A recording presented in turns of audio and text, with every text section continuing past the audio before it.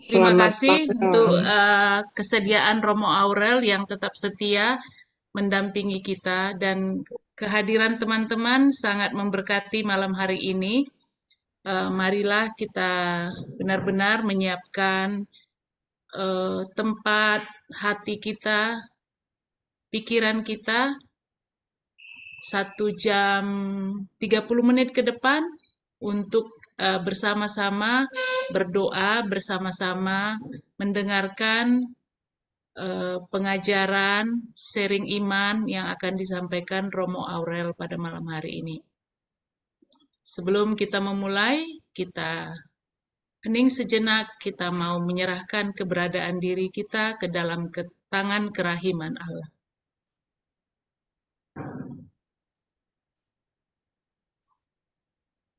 Kita bersatu di dalam doa, dalam nama Bapa dan Putra dan Roh Kudus. Amin. Amin.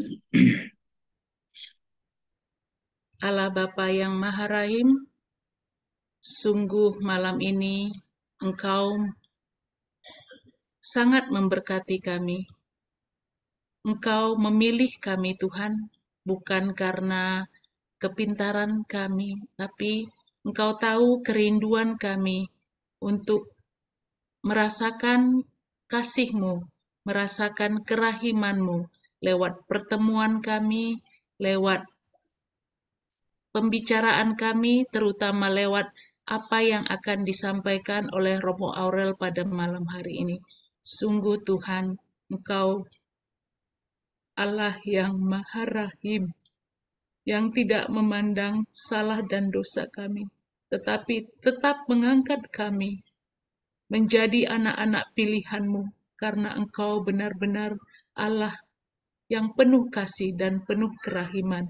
Saat ini Tuhan, kami serahkan keberadaan kami serahkan Romo Aurel, Engkau urapi dia, Engkau berkati, dan menjadi berkat pula bagi kami untuk apa yang akan disampaikan 1,5 jam ke depan nanti. Biarlah Tuhan yang ditaburkan hari ini benar-benar singgah di dalam hati pikiran kami, berbuah, menghasilkan buah-buah kerahiman yang boleh dirasakan oleh pasangan hidup kami, anak-anak kami, keluarga kami, dan orang-orang yang kami temui dimanapun. Hadirlah ya Bapa, hadirlah ya Roh Kudus, penuhilah setiap sudut hati kami, sudut ruangan saat ini yang akan kami gunakan, alat-alat komunikasi yang akan kami gunakan, sehingga acara ini berjalan dengan baik, sesuai dengan kehendak-Mu. Darah dan air yang telah memancar dari hati Yesus sebagai sumber kerahiman bagi kami, Engkaulah andalanku. Darah dan air yang memancar dari hati Yesus sebagai sumber kerahiman bagi kami, Engkaulah andalanku.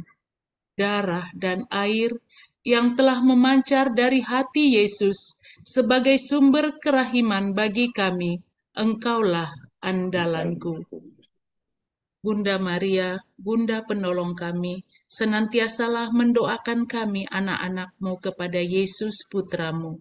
Salam Maria, penuh rahmat, Rahmat Tuhan Tuhan sertamu. sertamu. Terpujilah Terpujilah engkau engkau di di antara antara wanita, wanita, dan dan terpujilah terpujilah buah buah tubuhmu tubuhmu, Yesus. Yesus. Santa Santa Maria, Maria, Bunda Bunda Allah, Allah, doakanlah kami doakanlah kami yang yang berdosa ini, berdosa sekarang sekarang dan dan waktu waktu kami kami mati. mati. Amin. Amin. Dalam nama Bapa dan Putra dan Roh Kudus. Amin. Amin. Persilakan Romo. Selamat malam teman-teman sekalian, selamat datang. Ini pertemuan ketujuh dalam tahun ini, dan saya senang bahwa kita masih tetap konsisten memelihara pertemuan bulanan yang berisi pendalaman dengan tema-tema yang kita pilih. Nah, sebagaimana gambaran yang saya sampaikan sejak pertemuan pertama, gerakan pelayanan kerahiman ilahi online ini kita ibaratkan sebagai membangun sebuah rumah kerahiman. Karena itu setiap rumah ada bagian-bagiannya, ada pintu depan, ada beranda, ada jendela, dan malam ini kita menyentuh aspek yang penting yang kita sebut sebagai pilar. Ya, apa itu pilar yang mau ditegakkan? Nanti kita akan lihat bersama.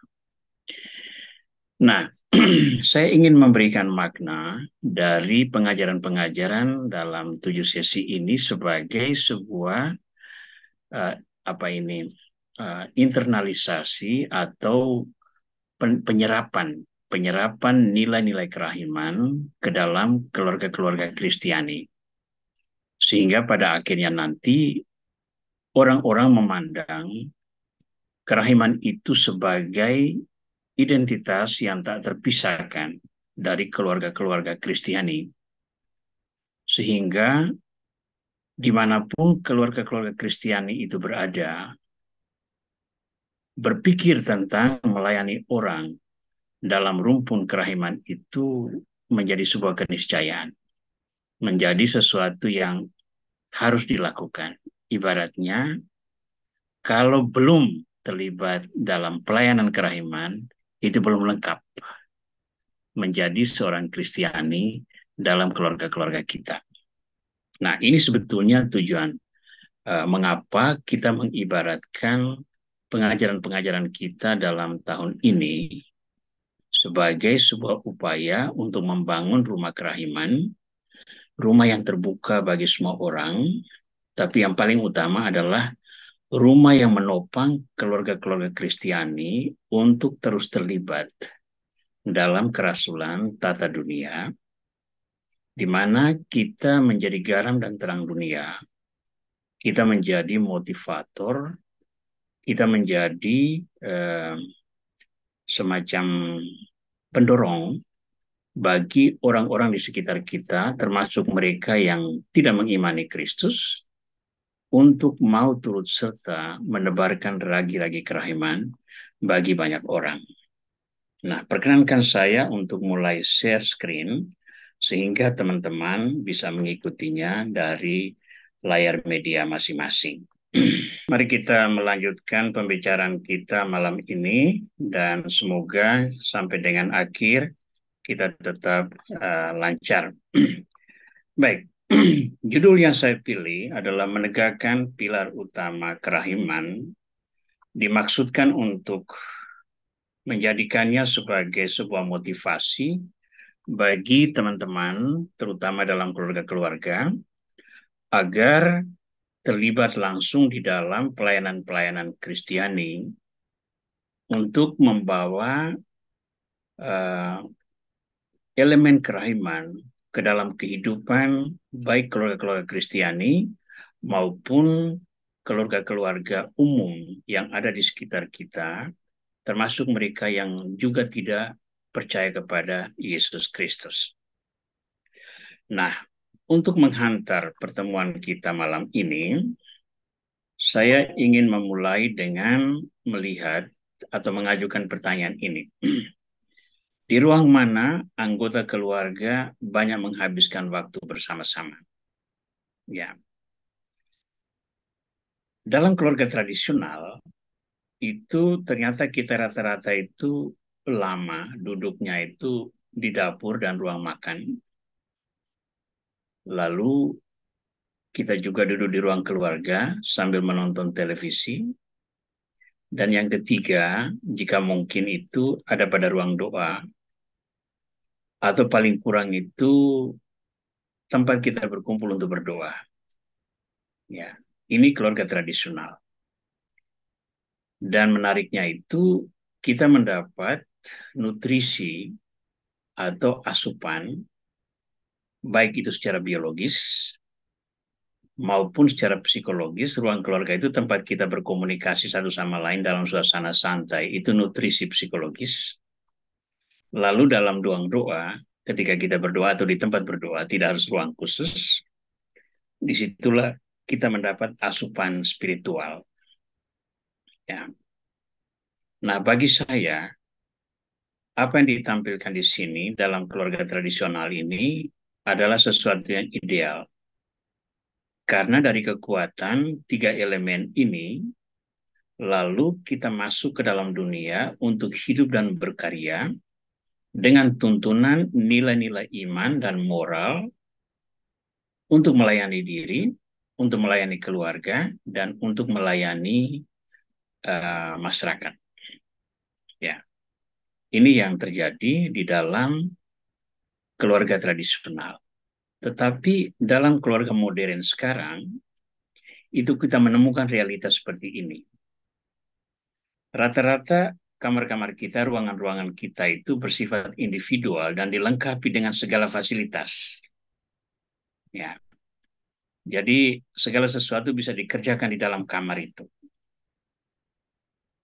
Sementara itu, ruang-ruang umum itu lebih bersifat fungsional. Kita di sana itu seperlunya saja. Dan ruang doa, saya kasih tanda tanya, karena walaupun dalam ruang lingkup modern, tetap banyak keluarga Kristiani yang menempatkan doa sebagai elemen penting. Tapi juga tetap dipertanyakan karena dalam banyak keluarga modern, hidup rohani itu bukan lagi suatu nilai yang utama. Konsekuensinya adalah begini, definisi tradisional itu sudah banyak diubah dan nilai-nilai kebersamaan itu banyak digantikan oleh media elektronik dan media sosial. Saya kasih sebuah contoh. Di pastoran tempat saya tinggal di Batam, rumah SVD itu, penghuni kami itu 2 orang.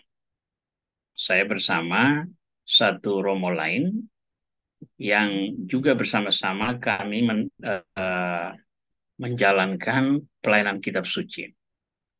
Ruang kerja kami satu di lantai atas, satu di lantai bawah, dan karena banyak waktu kami manfaatkan untuk studi kitab suci agar bisa mengajar kitab suci kepada banyak orang, maka sedapat mungkin komunikasi elektronik itu dimanfaatkan supaya banyak waktu itu kita duduk di ruang kerja untuk mendalami materi-materi kitab suci. Jadi agak ironis, hanya lantai 1 dan 2, tetapi komunikasinya itu melalui media elektronik.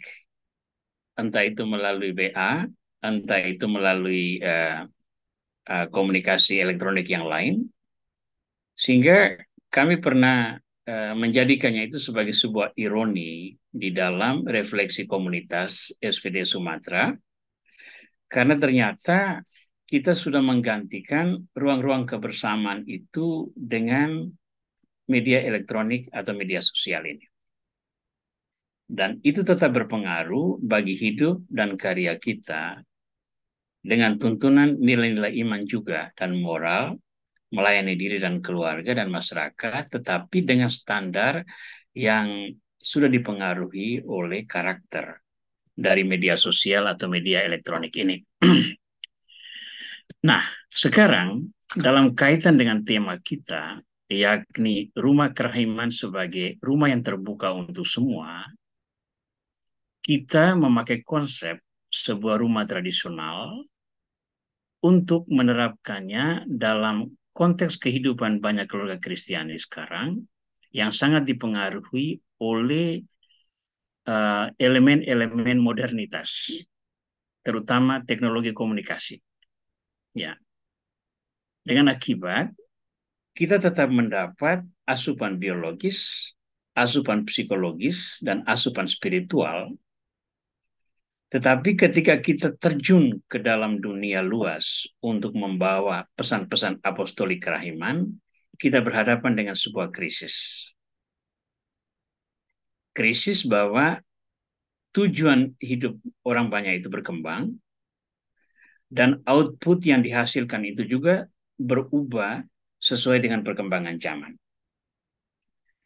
Jadi saya ingat kalau seandainya di masa saya remaja atau saya kecil sampai dengan awal atau tengah tahun 90-an, ketika teknologi komunikasi itu belum secanggih sekarang dan belum begitu berperanan kuat seperti sekarang, apalagi sejak masa pandemi, ketika ibadah-ibadah online kita selenggarakan, banyak katekesi online kita jalankan, termasuk apa yang kita buat sekarang ini, buah-buah langsung dari pelayanan masa pandemi. Dan itu ternyata mengubah banyak sekali pola pendekatan pastoral dan kerasulan yang harus kita sesuaikan dari waktu ke waktu. Saya beri sebuah contoh. Sebelum pandemi, kelas kitab suci yang kami jalankan di Batam, itu rata-rata diikuti antara 70 sampai 100 orang di ruangan offline. Karena pandemi, pertemuan offline kita batalkan, lalu kita ubah menjadi pertemuan online. Ketika pertemuan online ini menjadi populer, saya mulai melihat ada pergeseran.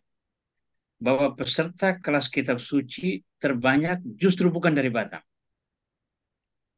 Dari Jakarta lah, dari Surabaya, dari Bandung, bahkan dari Papua, dari Flores, dari Bali, dan macam-macam tempat lain yang turut serta mendalami kitab suci online, sementara peserta-peserta offline yang dulu banyak dari Batam itu tidak ada di dalam ruang pelayanan online ini. Bagi saya ini sebuah krisis. Krisis identitas Bible Center yang sebetulnya dibangun untuk melayani masyarakat lokal di Kepulauan Riau itu berkembang menjadi pelayanan lintas provinsi bahkan lintas negara dengan sebuah tujuan yang juga mulai bergeser dari pendidikan pastoral untuk menunjang identitas Keuskupan Pangkal Pinang menjadi sebuah pendidikan multidimensi di mana setiap orang dari manapun menyerap nilai-nilai pengajaran kitab suci lalu diterapkan sesuai dengan konteksnya masing-masing. Ya. Nah, ini realita konkret yang berpengaruh bagi pelayanan kita, pelayanan kerahiman ilahi online yang kita selenggarakan dan diadministrasi oleh sejumlah teman di dalam grup ini. Dari waktu ke waktu, saya berusaha untuk mengingatkan setiap peserta bahwa tujuan terakhir dari pertemuan ini adalah sebuah empowerment rohania, pengayaan rohania, pemberdayaan rohania, terutama keluarga-keluarga Kristiani, agar mau menjadi rasul kerahiman ilahi dalam wujud konkret. Dan kita ingat, dalam gerakan kerahiman ilahi, ada 3 wujud pelayanan kerahiman, yakni melalui perkataan, melalui perbuatan, dan melalui doa. Maka 3 elemen ini harus menjadi identitas yang memperkaya keluarga-keluarga Kristen. Untuk tujuan itu, malam ini kita berbicara tentang pilar utama yang menopang rumah kerahiman. Baik. Maka pertanyaan kita kembali ke sini. Model rumah mana yang kita pilih? Rumah tradisional atau rumah masa kini? Sambil kita menentukan nilai-nilai iman yang diperlukan untuk menopang keberadaan rumah kerahiman itu. Sehingga pesan kerahiman itu tetap sama, tetapi perlu diwartakan dalam konteks yang berubah pada saat ini. Nah, mari kita melihat sejenak titik awal membahas tema pilar rumah kerahiman ini. Selalu kita mulai dari buku harian Santa Faustina, karena sebetulnya inilah yang menghantar kita bersama untuk masuk ke dalam pelayanan di ruang publik ini. Saya ambil beberapa buku harian beberapa nomor dari buku harian Santa Faustina, juga tidak selalu mengutip seluruh nomor, yang paling kurang selama 2 minggu terakhir ini cukup dominan mewarnai refleksi-refleksi kita. Tapi saya pilih beberapa nomor yang membahasakan perhatian Santa Faustina terhadap keluarga-keluarga. Walaupun catatan yang dibuat ini berkaitan langsung dengan keluarganya sendiri yang dia kunjungi, tetapi dapat kita aplikasikan ke dalam forum kita sebagai sebuah keluarga kerahiman. Buku harian nomor 397 saya bacakan. Pagi itu aku tiba di Warsawa dan pada pukul 8 petang aku sudah di rumah orang tuaku. Betapa besar sukacita orang tuaku dan seluruh keluarga. Sangat sulit untuk melukiskannya. Kesehatan ibuku membaik sedikit, tetapi dokter tidak memberikan harapan untuk kesembuhan penuh. Sesudah saling memberi salam, kami langsung bersujud untuk bersyukur kepada Allah atas rahmat dapat berkumpul sekali lagi dalam kehidupan ini. Latar belakangnya adalah Faustina diizinkan oleh biaranya untuk mengunjungi ibunya yang sakit. Dan ini kunjungan pertama ke keluarganya sesudah 10 tahun. Nomor 398. Ketika aku melihat bagaimana ayahku berdoa, aku sangat malu bahwa sesudah begitu lama berada di biara, aku tidak mampu berdoa dengan ketulusan dan kekusukan seperti itu. Maka tak pernah berhenti aku bersyukur kepada Allah atas orang tua seperti ini. Jadi agaknya karakter keluarga Faustina itu sangat diwarnai oleh doa teristimewa orang tuanya. Nomor 399. Oh, betapa segala sesuatu telah berubah selama 10 tahun ini, sehingga tak dapat dikenal lagi. Kebun telah menjadi sedemikian sempit dan sekarang aku tidak dapat mengenalinya. Saudara dan saudariku dulu masih anak-anak dan kini mereka semua sudah dewasa. Aku kagum mendapati mereka tidak seperti ketika kami berpisah. Setiap hari Stasio ini saudaranya, menemani aku pergi ke gereja. Aku merasa bahwa ia sangat menyenangkan hati Allah. 401.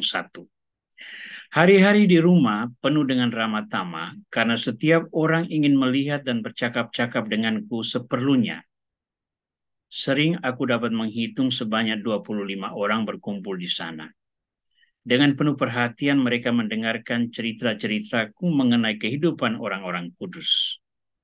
Aku merasa bahwa rumah kami sungguh menjadi rumah Allah karena setiap petang kami berbicara hanya mengenai Allah.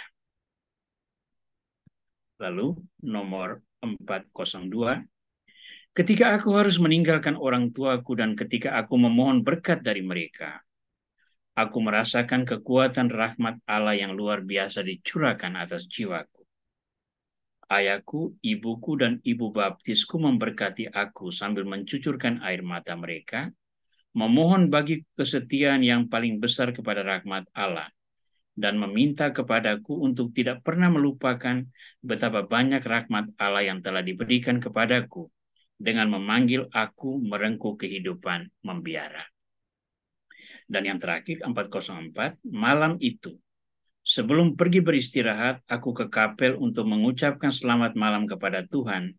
Dan aku minta maaf karena ketika berada di rumah orang tua, sangat sedikit aku berbicara dengan dia. Maka aku mendengar suatu suara di dalam jiwaku.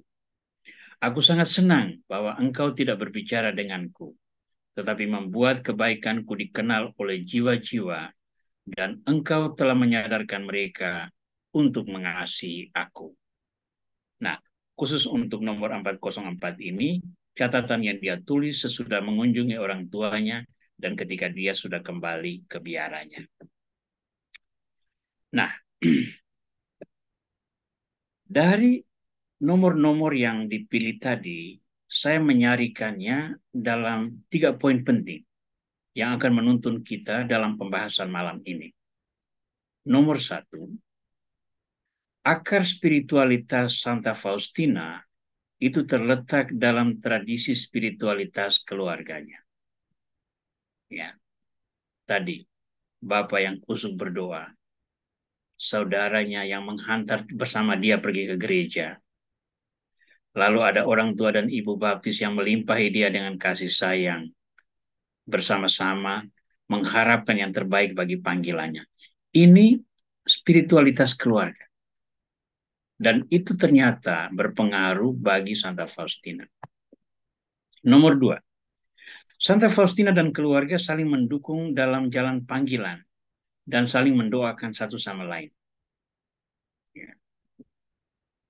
Lalu yang ketiga, sukacita rahmat panggilan dalam keluarga dibagi-bagikan kepada orang sekitar. Orang-orang datang untuk mendengar apa yang disampaikan oleh Faustina.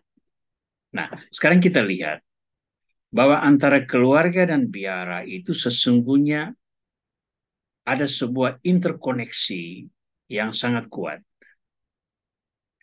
Panggilan itu datang dari keluarga, bukan datang dari biara.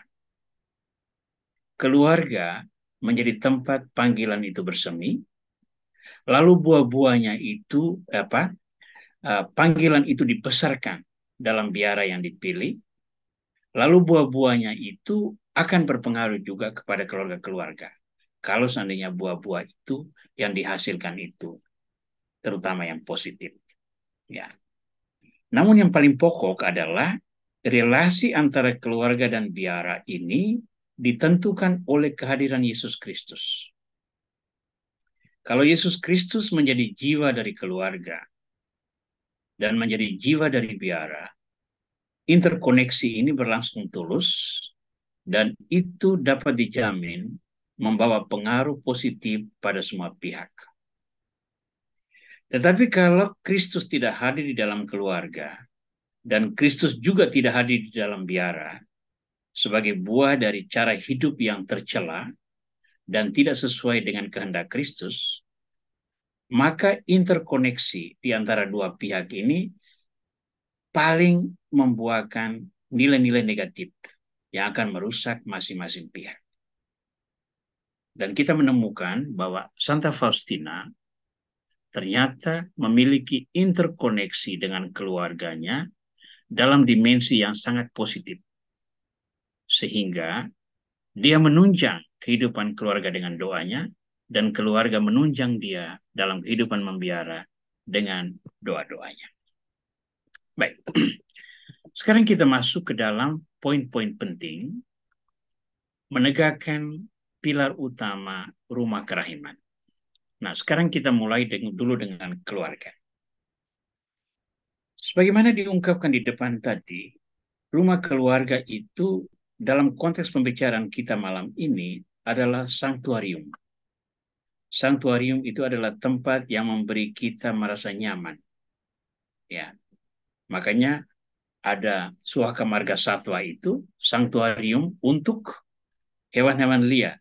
Tempat mereka bisa hidup berkembang tanpa diganggu oleh manusia karena dilindungi dengan undang-undang. Nah, di rumah keluarga kita merasakan nyaman secara biologis karena di sana kita makan, kita beristirahat, ya, memulihkan tenaga. Tempat yang paling baik itu adalah rumah sendiri, keluarga kita sendiri, termasuk keluarga pastoran. Ya, pastoran itu pun sebuah keluarga yang bukan terikat oleh perkawinan, tetapi terikat oleh imamat, dan itu menjadi sanktuarium biologis. Kita mendapat pengayaan, kekuatan, memperoleh makanan yang memadai, tempat istirahat yang memadai, itu dalam keluarga. Tetapi keluarga juga adalah sebuah sanktuarium psikologis. Tempat kita bisa membuka hati, sharing tanpa khawatir akan dicela, mungkin akan dikritik, dimarah-marahi, tetapi kebencian itu paling kurang itu bisa diredam. Ya. Lalu ada sanktuarium spiritualitas. Di sana kita memperoleh peneguhan dari sisi kerohanian. Ya, saya ingat dulu ketika saya mengalami krisis dalam penghayatan imamat, itu pembina rohani saya itu memberi anjuran yang sebetulnya sangat sederhana. Kamu pulanglah ke rumah, alami suasana rumah, keluarga yang sangat mendukung dirimu. Dan itu akan menjadi sebuah sanktuarium spiritual yang sangat berdaya menyembuhkan. Ya. Nah, Ini 3 karakter khusus dari rumah keluarga yang kita rasa penting untuk digarisbawahi. Nah, pada saat yang sama, kalau kita membangun rumah kerahiman, seperti apa rumah kerahiman itu? Nah, rumah kerahiman itu tidak ada kaitan dengan sanktuarium biologisnya. Tetapi rumah kerahiman itu hidup oleh elemen-elemen ini. Dihidupi oleh doa, oleh sabda, dan oleh sakramen. Ya. Kita tidak akan bisa melakukan gerakan kerahiman ilahi dengan baik kalau kita tidak bertekun dalam doa, kalau kita tidak mendalami firman Tuhan, dan kalau kita tidak dikuatkan oleh sakramen-sakramen. Ini elemen yang sangat penting untuk menopang kehidupan rumah kerahiman. Lalu di dalam rumah kerahiman, orang-orang harus diwarnai oleh kerahiman Allah dalam relasi yang penuh belas kasih. Karena itu orang yang serius menekuni devosi kerahiman ilahi, dia akan berusaha mengatasi egoismenya karena yang ingin dia tampilkan adalah citra kerahiman yang penuh dengan belas kasih di dalam relasi dengan siapapun yang dia hadapi. Dan yang ketiga, rumah kerahiman itu diperkaya oleh komitmen untuk mewartakan belas kasih dalam karya-karya kerahiman. Kalau seandainya kita tidak ingin mewartakan dalam karya-karya kerahiman, kita tuh menjadi devosan yang egois secara rohani. Kita memperoleh berkat dari Tuhan, dan berkat itu menjadi benih yang harus ditabur supaya dia bertumbuh, menghasilkan buah 100 kali ganda, atau 60 kali ganda, atau 30 kali ganda, dan itu memberi makan, memberi kehidupan bagi orang-orang lain.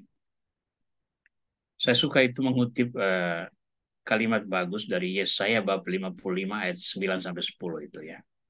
Seperti salju yang turun ke bumi, tidak akan kembali ke langit, sebelum dia menjadi cair,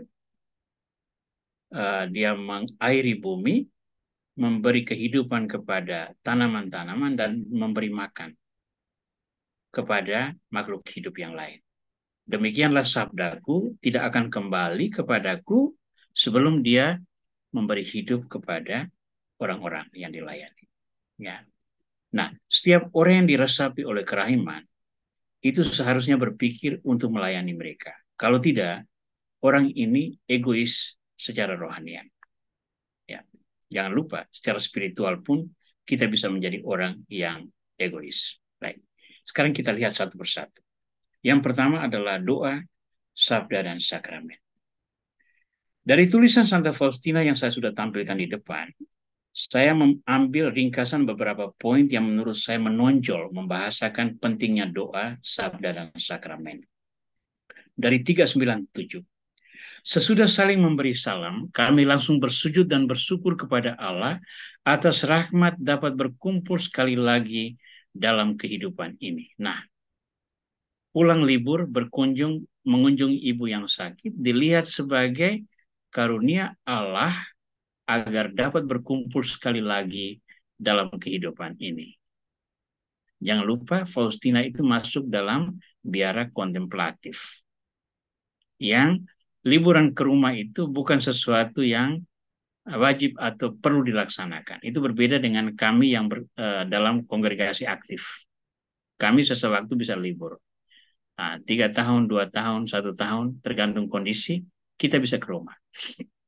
Kontemplatif tidak. Begitu engkau masuk, ya tertutup. Goodbye keluarga. Nomor 398, ketika aku melihat bagaimana ayahku berdoa, aku sangat malu bahwa sesudah begitu lama aku di biara, aku tidak mampu berdoa dengan ketulusan dan kekusukan seperti itu.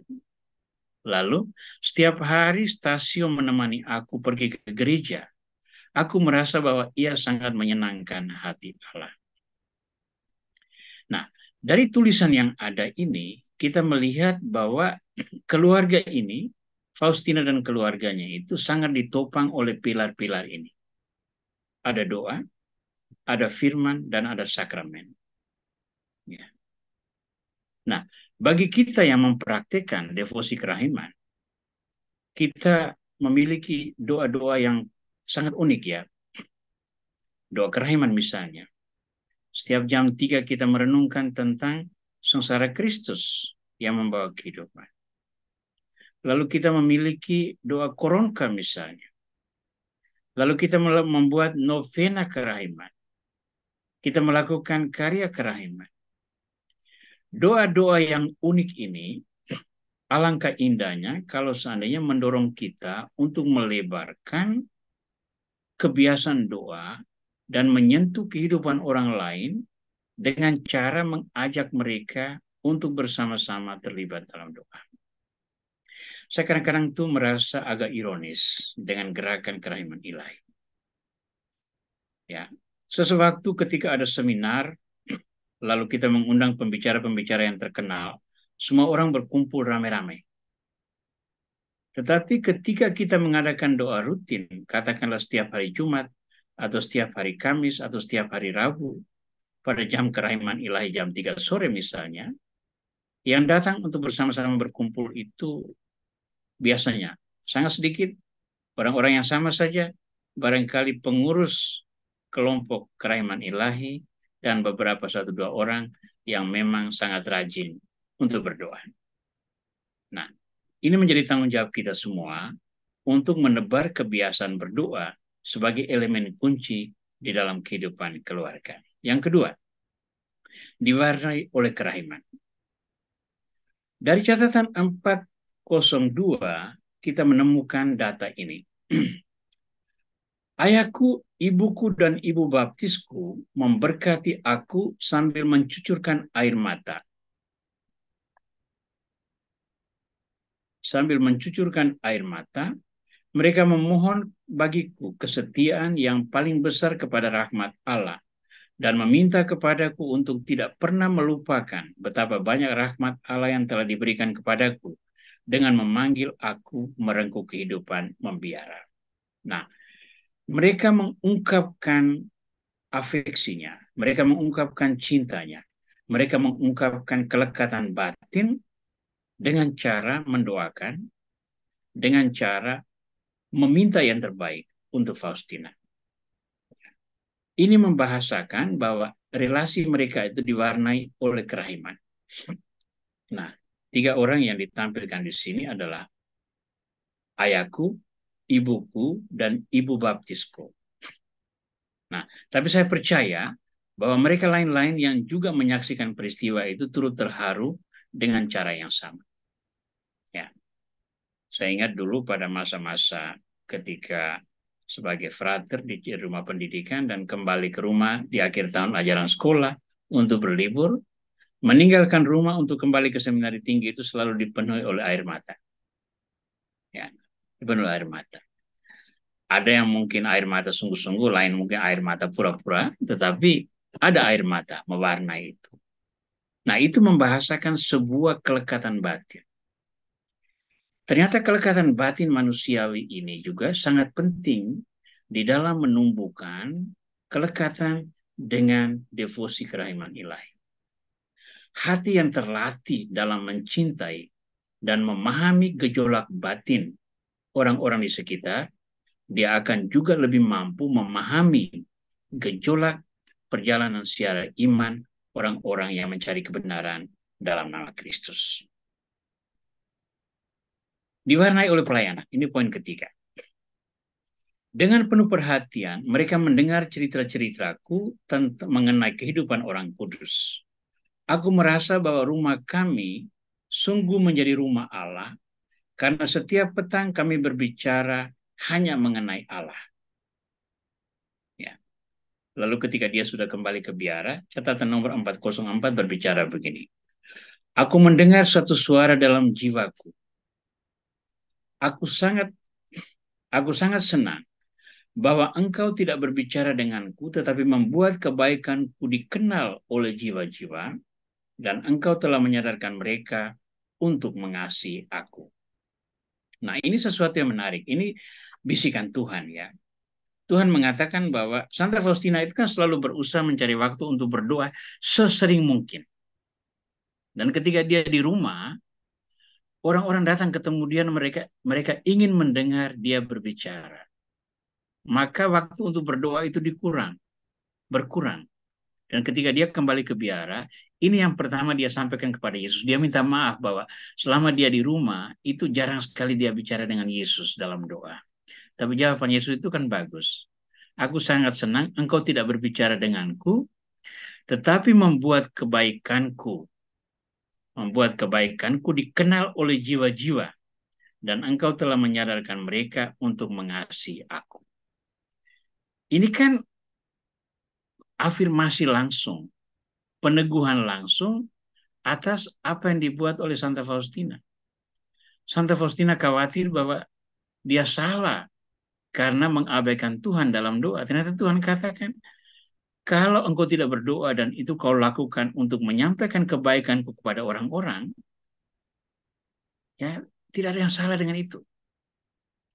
Dengan kata lain, menyampaikan kebaikan dalam rupa pelayanan, kerahiman ilahi dalam rupa pelayanan kepada orang, itu sama-sama pentingnya dengan menyerap pesan-pesan kerahiman dalam doa, dalam firman, dan dalam sakramen.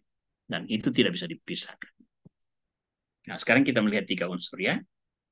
Doa, firman, dan sakramen sebagai elemen yang meneguhkan diri kita sebagai individu. Lalu, relasi dan diwarnai oleh kerahiman dengan sesama yang meneguhkan kita sebagai sebuah komunitas. Dan yang ketiga, pelayanan yang membuat kita memiliki tempat di dalam masyarakat luas, membawa citra Kristus kepada sesama, baik dalam perkataan maupun dalam perbuatan. Nah, sekarang kita sampai kepada inti bahasan kita malam ini, menegakkan pilar utama rumah kerahiman. Kita sudah melihat 3 pilar tadi. Doa, sabda, dan sakramen, pilar pertama. 2, relasi manusia yang diwarnai oleh kerahiman, pilar kedua. Dan yang ketiga, komitmen untuk pewartaan, itu pilar ketiga. Bagaimana kita menegakkan itu? Saya menganjurkan satu cara sederhana saja, yakni katekese keluarga. Siapa yang melaksanakan katekese keluarga? Bapak, ibu, dan anak-anak. Atau orang-orang yang tinggal di dalam rumah itu. Bagaimana caranya? Seperti sekarang ini. Mendalami pesan-pesan kerahiman, menghubungkannya dengan pesan-pesan Injil, lalu menseringkannya itu dalam pendidikan iman, moral, anggota-anggota keluarga. Ingat tadi, kita ingin memakai tipe rumah tradisional yang memberi nutrisi bagi kebutuhan biologis, kebutuhan psikologis, dan kebutuhan spiritual.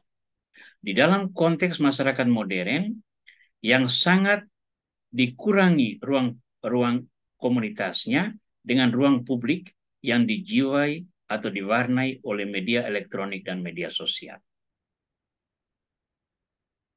Kita kehilangan kebersamaan tanpa media sosial.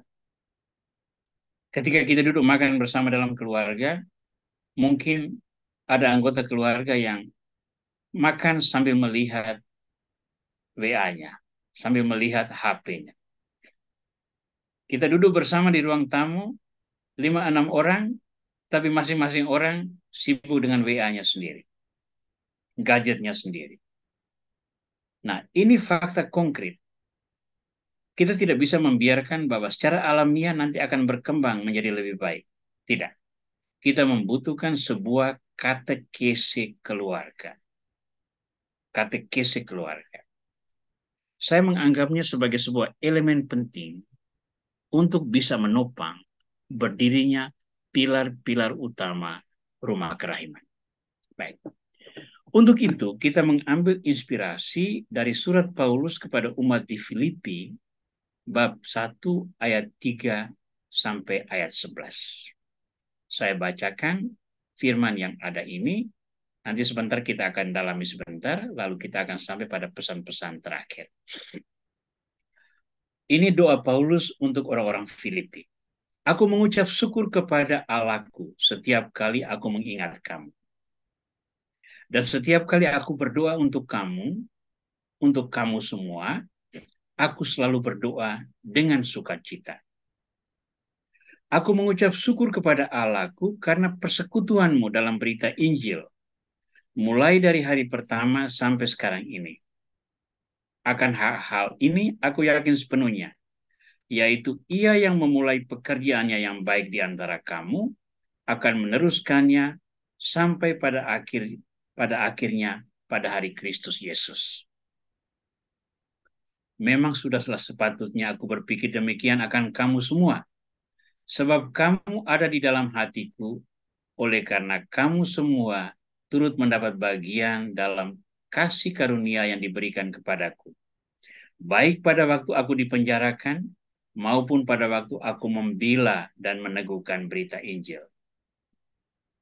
Sebab Allah adalah saksiku, betapa aku dengan kasih mesra Kristus Yesus merindukan kamu sekalian. Dan inilah doaku. Semoga kasihmu makin melimpah dalam pengetahuan yang benar dan dalam segala macam pengertian, sehingga kamu dapat memilih apa yang baik, supaya kamu suci dan tak bercacat menjelang hari Kristus, penuh dengan buah kebenaran yang dikerjakan oleh Yesus Kristus untuk memuliakan dan memuji Allah. Nah, sekarang coba kita lihat. Paulus dalam ayat 3, 4, 5, dan 6 itu menampilkan 3 elemen pokok yang pertama itu. Ada doa di sana, ada firman, dan ada sakramen. Di mana mereka? Setiap kali aku berdoa untuk kamu semua, aku selalu berdoa dengan sukacita. Doa itu sudah menjadi satu kewajiban Paulus dan dijalankan dengan sukacita. Nah, kewajiban yang dijalankan dengan sukacita itu bukan lagi sebuah beban, tapi itu sebuah kebutuhan. Ya. Sama seperti seorang ibu melimpahi anak-anaknya dengan cara melayani, menyiapkan makanan untuk mereka. Itu kan bukan lagi sebuah beban, tapi sebuah kegembiraan. Ya. Di mana firman? Aku mengucap syukur kepada Allah karena persekutuanmu dalam berita Injil. Berita Injil. Berita Injil menjadi alasan Paulus ada di tengah orang-orang Filipi. Di mana sakramen? Akan hal itu aku yakin sepenuhnya, yaitu Ia yang memulai pekerjaan yang baik di antara kamu akan meneruskannya sampai pada akhirnya pada hari Kristus Yesus. Nah, pekerjaan yang baik itu seperti apa? Seperti jemaat perdana. Mereka berkumpul untuk berdoa, untuk mendengarkan pengajaran para rasul, dan untuk memecah-mecahkan roti. Itu ekaristi. Itu pekerjaan yang baik. Sakramen di sini. Paulus menyadari bahwa 3 unsur ini sangat penting. Karena itu, dia menggarisbawahi betapa penting orang-orang Kristiani membuat kebiasaan ini. Berdoa, bersandar pada firman, dan bersekutu dalam sakramen-sakramen. Ayat 7 dan 8 itu membahasakan relasi personal. Paulus merindukan mereka. Paulus merasa bahwa mereka adalah orang-orang yang melekat dengan dia secara psikologis. Sebab kamu ada di dalam hatiku. Oleh karena kamu semua turut mendapat bagian dalam kasih karunia yang diberikan kepadaku. Baik pada waktu aku dipenjarakan, maupun pada waktu aku membela dan meneguhkan berita Injil. Sebab Allah adalah saksiku, betapa aku dengan kasih mesra Kristus Yesus merindukan kamu sekalian. Jadi elemen manusiawi itu juga sama pentingnya selain rahmat Tuhan. Relasi akrab, relasi yang diwarnai kerahiman, relasi yang diwarnai cinta tulus. Itu sangat meneguhkan hati orang, psikologi orang, memperkaya afeksi orang, sehingga memurnikan cinta yang egois menjadi cinta yang tanpa pamrih.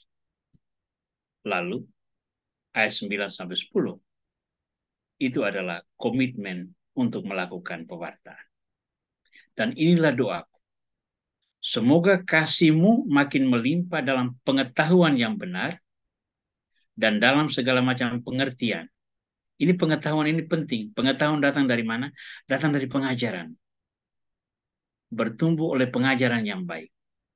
Sehingga kamu dapat memilih apa yang baik, supaya kamu suci dan tak bercacat. Memilih apa yang baik, apa yang kudus, apa yang bisa dibagikan. Penuh dengan buah kebenaran yang dikerjakan oleh Yesus Kristus untuk memuliakan dan memuji Allah. Memuliakan dan memuji Allah dilakukan dalam perkataan dan dalam perbuatan. Ya. Ingat apa yang dikatakan oleh Yesus pada waktu berbicara tentang garam dan terang dunia, ya. Agar apa yang kamu lakukan, perbuatanmu yang baik, itu dilihat orang, agar nama Bapa itu dimuliakan. Agar orang yang mengalami perbuatan yang baik, memuliakan Bapamu yang ada di surga. Ini komitmen dalam perkataan dan perbuatan. Nah, dari surat Filipi ini, kita menemukan katekesi keluarga itu menjadi penting karena di sini kita melakukan poin-poin ini. Nomor 1, kita melakukan edukasi iman dan moral. Di dalam katekesi keluarga, kita berbicara pentingnya nilai doa. Kita berbicara pentingnya peranan sabda Tuhan. Kita berbicara pentingnya sakramen-sakramen. Ya. Jadi saya mendorong teman-teman sekalian, di samping berbicara tentang masalah-masalah rumah tangga, pendidikan anak, kesehatan, relasi bisnis, tentang relasi dengan tetangga dan sebagainya, mungkin baik kalau mulai dipikirkan bagaimana mengedukasi nilai-nilai iman dan moral dalam keluarga yang kita sudah pernah memperoleh, tetapi bisa jadi meluntur oleh tuntutan situasi yang kita hadapi saat ini. Dalam katekesi keluarga kita melakukan penanaman nilai relasi yang diwarnai cinta yang memberi hidup, yang berakar pada belas kasih Allah. Cinta yang memberi hidup itu contohnya apa? Cinta Yesus. Cinta yang berkorban. Dalam hidup kita itu tidak akan seperti Yesus. Tetapi kita juga memiliki cinta yang berkorban. Ketika kita mau melakukan sesuatu tanpa pamrih, semata-mata demi orang yang ingin dibantu. Jangan lupa loh, di tengah kehidupan kita yang egois sekarang ini, tetap kita masih menemukan orang-orang yang mau menjalankan cinta tanpa pamrih. Di dalam katekesi keluarga, kita melakukan pendidikan nilai-nilai apostolik dalam rupa-rupa pelayanan. Ya. Ini kita masih bicara tentang katekesi keluarga ya. Kita tidak berbicara tentang aksi konkret keluarga. Jadi ini di samping kita mengirim anak-anak kita ke sekolah minggu, di samping kita menghadiri seminar-seminar yang dilakukan oleh kelompok-kelompok persekutuan doa, oleh gerakan-gerakan devosi ini dan itu, oleh komunitas-komunitas yang kita bentuk dengan karakter dan tujuan tertentu, alangkah baiknya kita membawa kekayaan yang kita temukan dalam gerakan-gerakan ini ke dalam katekesi keluarga. Katekesi keluarga ini sedapat mungkin jangan melibatkan orang di luar keluarga, termasuk imam atau biarawati. Ya. Katekesi keluarga sebaiknya dijalankan di dalam keluarga kita sendiri. Walaupun itu sederhana, walaupun penghayatan kita dangkal, tetapi itu menjadi sebuah temuan sendiri yang akan jauh lebih memberi pesan, akan jauh lebih memberikan peneguhan, karena dia lahir dari sebuah kebutuhan yang hidup di dalam keluarga. Nah, sehingga pada akhirnya kita bisa mengambil kesimpulan ini. Ya. Apa pilar utama rumah kerahiman yang mau kita tegakkan? Doa, firman, dan sakramen, cinta yang memberi hidup, pelayanan kerahiman dalam kata, doa, dan perbuatan. Dan untuk menopang ini, kita membutuhkan ini, katekese keluarga. Ujung dari pertemuan malam ini, kita mendorong agar para devosan kerahiman ilahi menginisiasi, mengupayakan apa yang malam ini kita sebut sebagai katekese keluarga. Ketika itu dilakukan dengan materi-materi sederhana untuk membuat proses inseminasi atau proses internalisasi 3 nilai ini, doa, firman, dan sakramen, cinta yang memberi hidup, pelayanan kerahiman dalam kata, doa, dan perbuatan, kita memberikan karakter baru bagi keluarga-keluarga Kristiani. Keluarga yang tahu untuk merenung dalam doa, dalam firman, dan dalam sakramen. Keluarga yang memiliki mentalita berkorban untuk mewujudkan kerahiman Tuhan. Dan keluarga yang berkomitmen untuk mewartakan kerahiman itu dalam rupa perkataan, dalam rupa doa, maupun dalam rupa perbuatan. Baik. Itu saja yang ingin saya sampaikan malam ini. Sesudah struggle sebentar di awal tadi, karena kemacetan teknologi, tapi saya harap apa yang saya share malam ini bisa mendorong teman-teman semua untuk turut serta mendalami nilai-nilai iman sebagai cara kita menegakkan devosi kerahiman sebagai sebuah karakter yang sangat memperkaya gereja masa sekarang ini. Baik. Saya berhenti dulu untuk presentasi malam ini.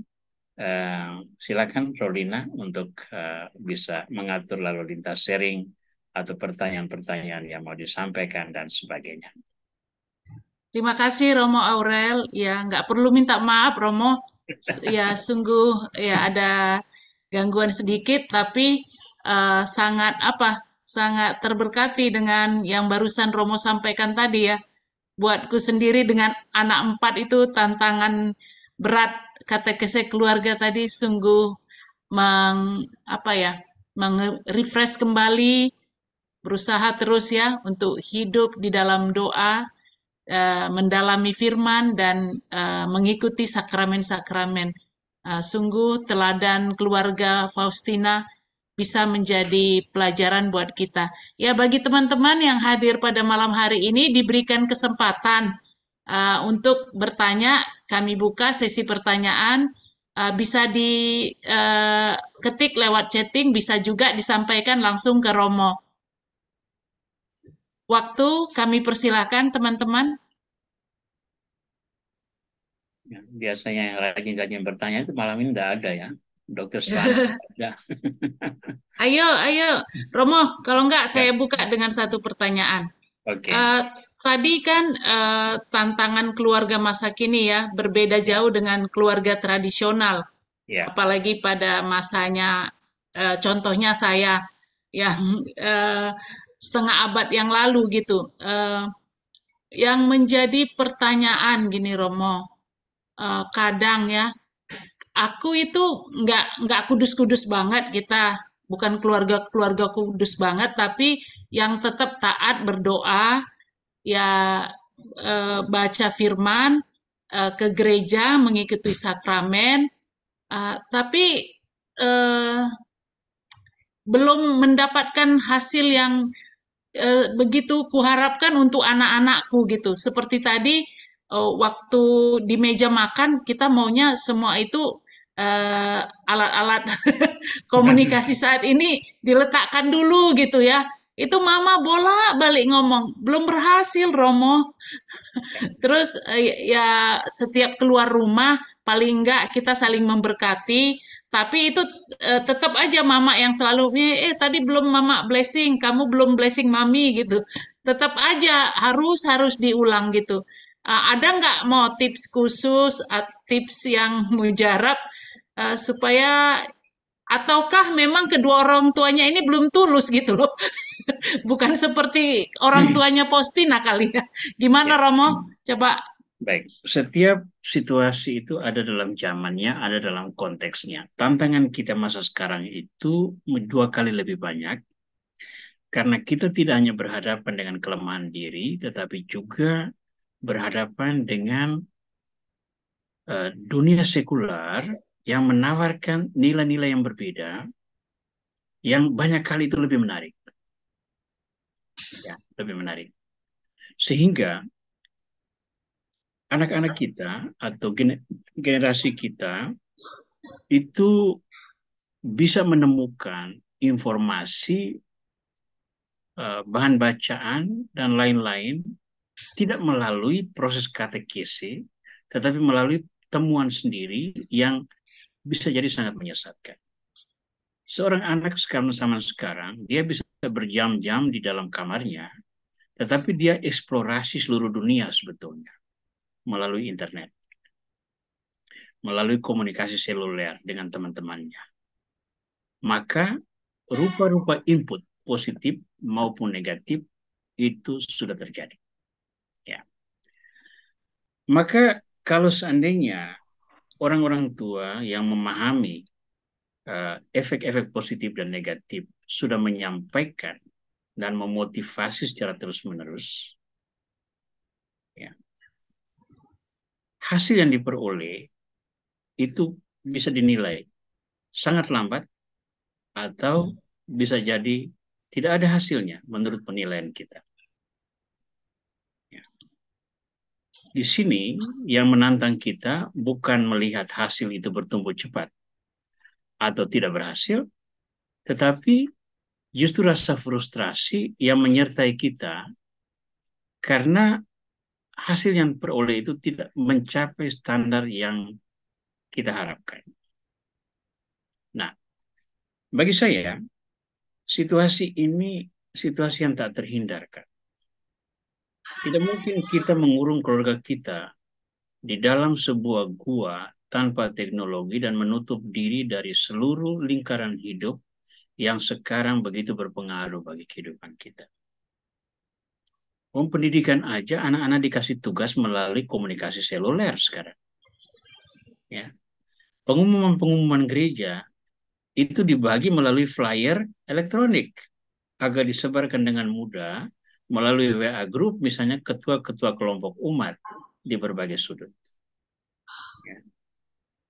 Program-program pastoral kita untuk accountability, untuk transparansi, semuanya dijalankan dalam manajemen elektronik. Itu berarti apa? Dalam kehidupan pastoral dan spiritual sekalipun, perkembangan ilmu pengetahuan dan teknologi ini tak terhindarkan. Maka prinsip saya itu sederhana. Kita mau tidak mau harus bertempur dengan generasi ini, tetapi apa yang kita lakukan adalah kita melakukan prinsip atau manajemen pastoral seperti penabur. Penabur yang menaburkan benih. Ada yang jatuh di pinggir jalan, dimakan burung. Ada yang jatuh di tanah berbatu-batu, tumbuh sebentar, lalu layu. Ada yang jatuh di tengah semak duri, dihimpit lalu mati. Tetapi minimal 25% jatuh di tanah subur. Dia itu yang memberikan hasil 100 kali ganda, 60 kali ganda, atau 30 kali ganda. Yang mengkompensasi seluruh kegagalan dari 3 medium yang lain. Ya. Jadi 25% hasilnya itu sanggup menutupi celah yang ditinggalkan oleh 75% yang gagal. Ini bukan menghibur diri, tetapi menumbuhkan keyakinan bahwa benih yang ditaburkan terus-menerus, mungkin dia tidak bertumbuh sekarang, tetapi itu tertanam di dalam hati dan benak, dan semoga sekali waktu, oleh situasi dan kondisi tertentu, dia akan keluar dan mempengaruhi dengan membawa buah-buah yang positif. Persoalannya adalah, bisa tidak kita konsistensi menyampaikan penanaman nilai-nilai ini, termasuk pada saat kita merasa tidak berdaya oleh invasi semua perkembangan ilmu dan teknologi dalam zaman elektronik yang begitu masif sekarang ini. berperang dengan rasa frustrasi diri kita sendiri, bagi saya merupakan tantangan yang jauh lebih besar daripada melihat penanaman nilai yang kita lakukan berkembang tidak sesuai yang kita harapkan. Ya. Dengan kata lain yang saya mau katakan adalah belajar untuk tidak berputus asa. Belajar untuk terus menyampaikan nilai-nilai yang benar, termasuk pada saat kita melihat bahwa apa yang kita lakukan ini sepertinya sia-sia. Karena pada akhir hari, toh keluarga kita itu adalah tanggung jawab kita, dan kita tidak bisa berharap orang lain turun tangan untuk menolong kita. Nah, dengan satu teman saya pernah sharing tentang pengalaman doa. Ya. Ada orang yang begitu sering minta didoakan, terutama pada saat dia mengalami kesulitan. Begitu alami kesulitan, tolong saya didoakan. Nah, saya berani katakan bahwa orang-orang semacam gini, yang apa-apa sedikit minta didoakan, itu mungkin dia sendiri tidak pernah berdoa. Kecuali kalau dia begitu tak berdaya, dan dia sudah berdoa dan lain-lain, dia begitu tak berdaya, dia katakan, tolong bantu saya untuk berdoa. Tapi kalau sedikit-sedikit minta didoakan, dia sendiri berdoa atau tidak.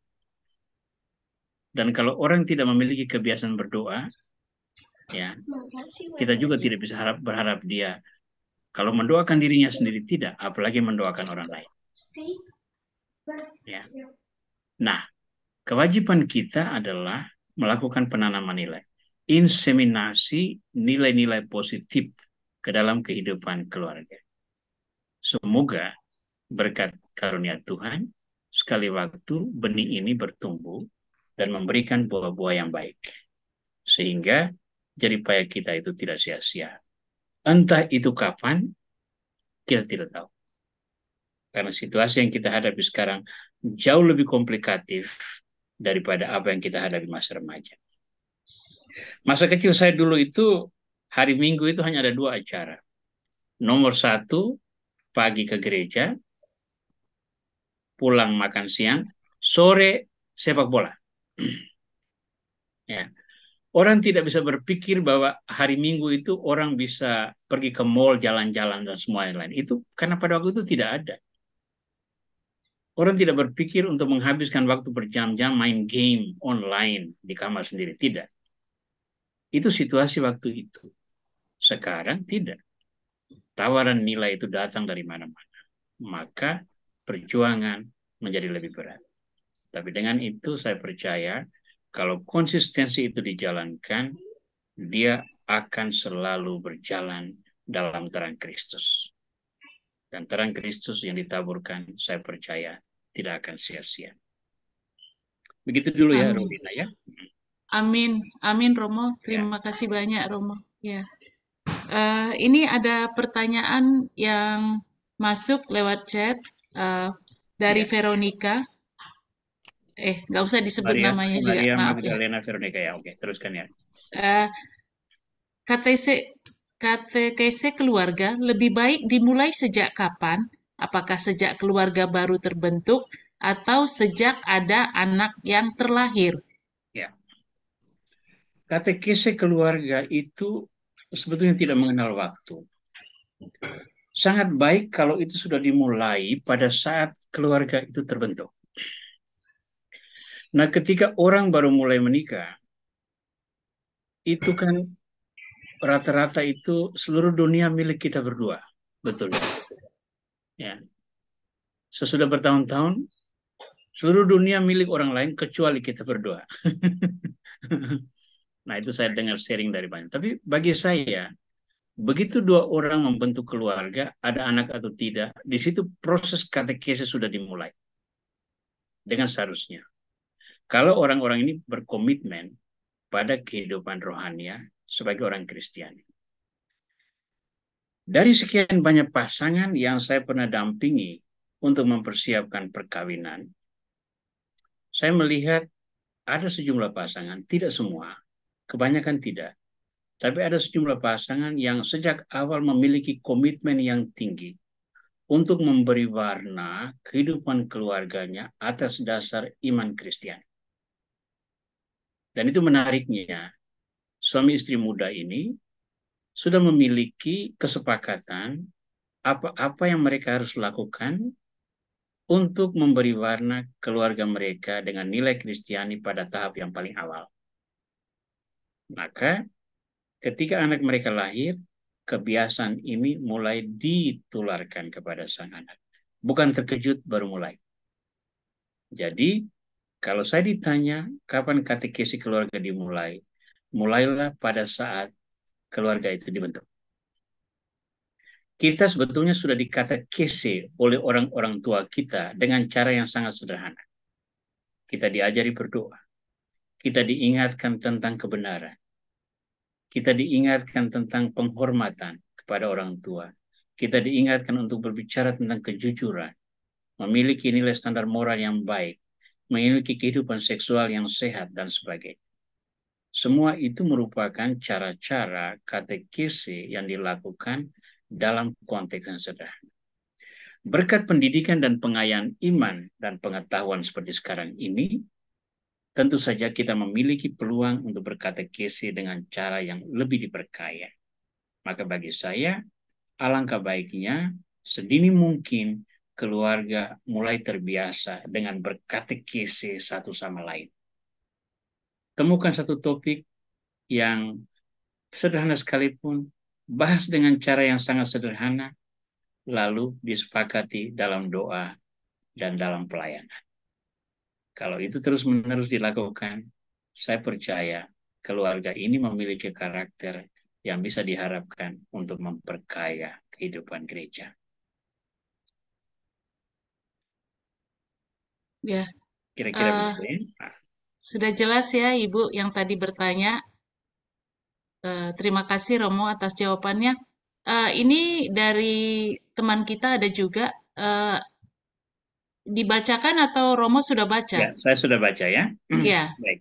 Ini dari Maria Magdalena Veronica ya. Saya bacakan saja. Saya seorang baptisan baru. Saya ingin selalu berjalan di jalan Kristus, tetapi anak saya Muslim semua. Dengan kondisi sakit saya saat ini, mereka menginginkan saya untuk kembali ke Muslim dan saya menolak. Mereka bilang kalau sampai saya tidak diberikan umur panjang, mereka tidak bisa mendoakan saya. Dan saat ini saya tidak diakui sebagai ibu mereka. Dan saya mulai untuk semakin menekuni doa. Apakah saya salah dengan jawaban kepada anak-anak saya, Romo? Tolong pencerahan untuk saya. Maaf kalau saya oke. Ini sebuah prinsip yang sudah berbeda ya, Bu ya. Satu prinsip menurut doktrin Kristiani, satu menurut prinsip doktrin Islam. Nah, malam ini saya tidak akan masuk ke dalam doktrin Islam dan membandingkannya dengan doktrin Kristiani mana yang lebih benar. Tetapi untuk saya, ketika seorang beriman pada Kristus, dia memiliki apa yang dikatakan oleh Kristus. Akulah jalan, kebenaran, dan hidup. Ya, itu nomor satu. Akulah kebangkitan dan hidup.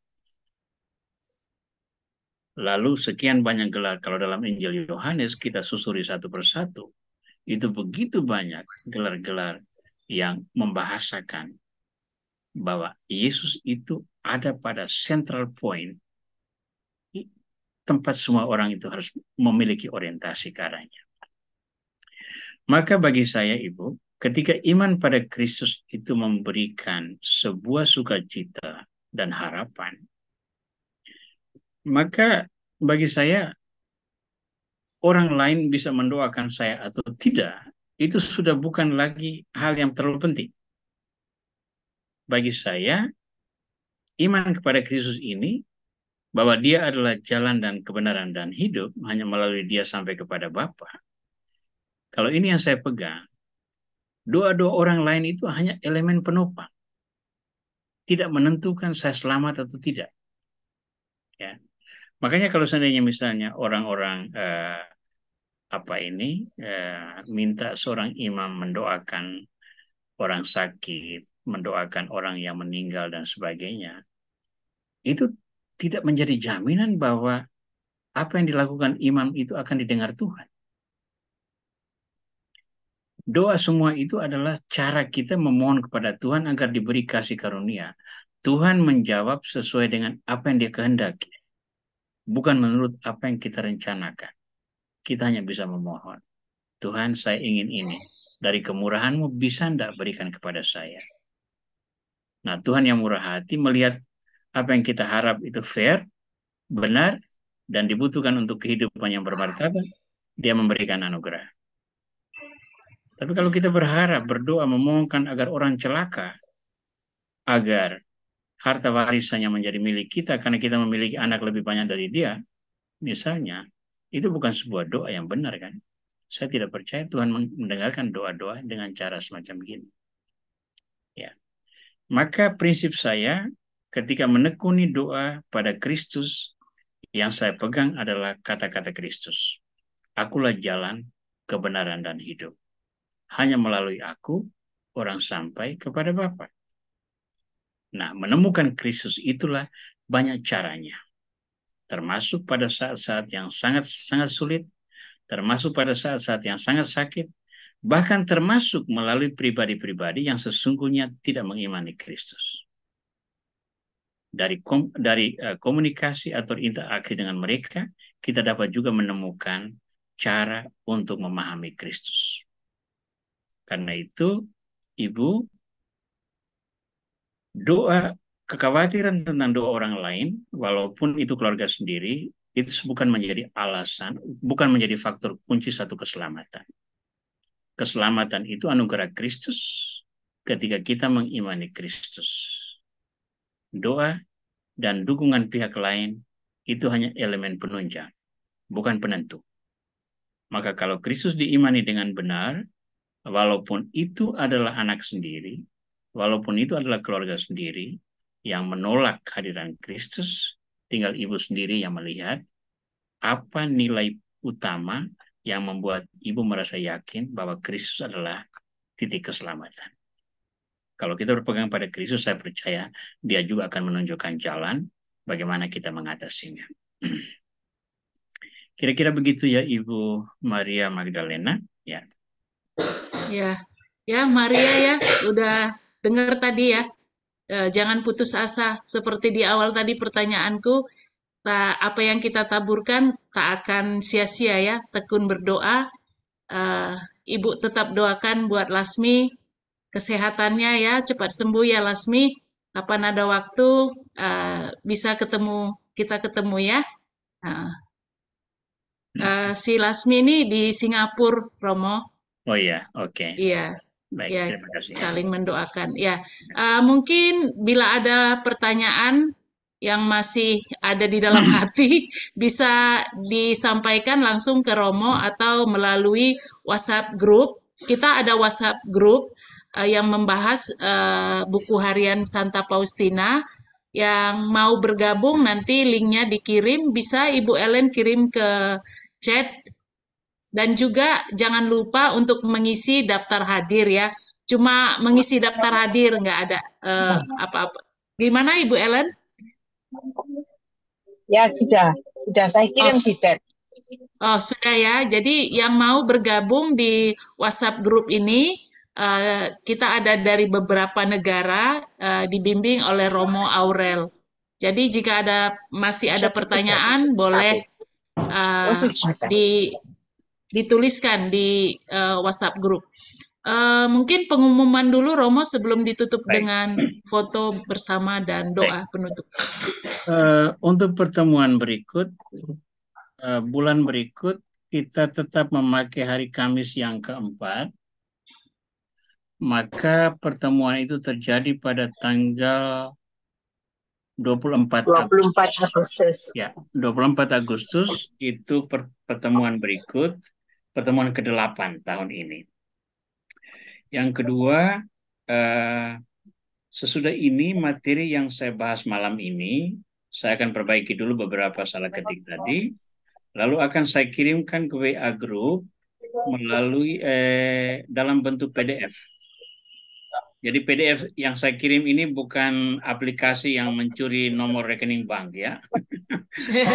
PDF yang valid Dan setiap orang boleh memanfaatkan materi ini ya, untuk kebutuhan katekese di lingkungannya atau untuk teman-teman yang lain dan sebagainya ya.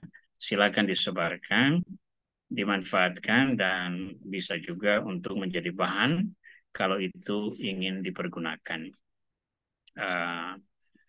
Dan yang terakhir, untuk refleksi, untuk pertanyaan-pertanyaan yang diajukan melalui WA Group,